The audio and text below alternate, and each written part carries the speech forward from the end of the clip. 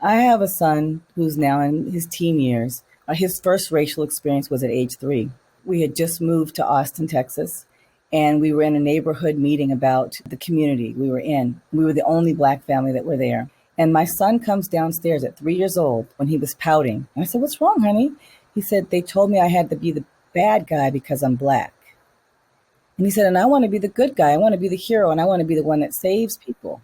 The mothers were frozen. They didn't even know what to say. It was totally uncomfortable for me after that. I didn't want to leave the meeting because I wanted my son to know that we're going to stand there, we're going to still be there, and that he can be who he wants to be.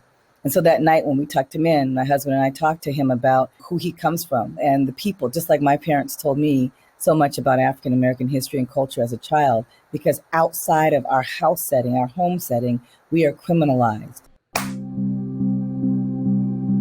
When I was growing up, African American history was literally one paragraph.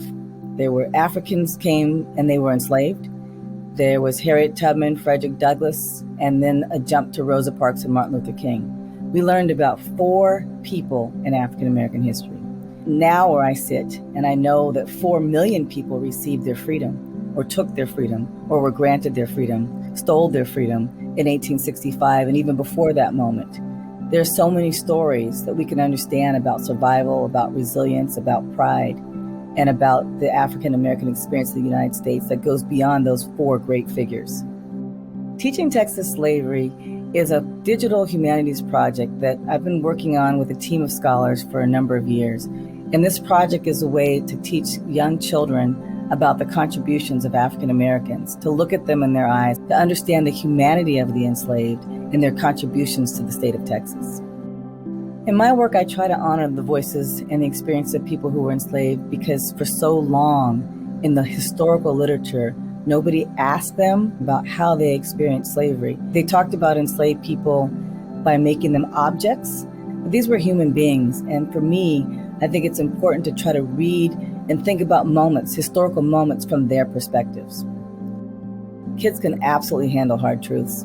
Some of the best conversations that I've had about history and about the history of slavery have been with 5-year-olds, 7-year-olds, 9-year-olds. It is so important that we know our history, that we teach all aspects of history, even the tough parts, the subjects that make us uncomfortable, the subjects that make us feel ashamed about our nation.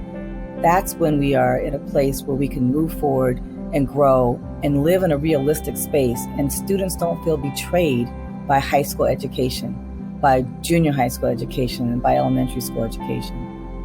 My name is Daina Ramey Berry, and this is my brief but spectacular take on understanding the past to live a better future.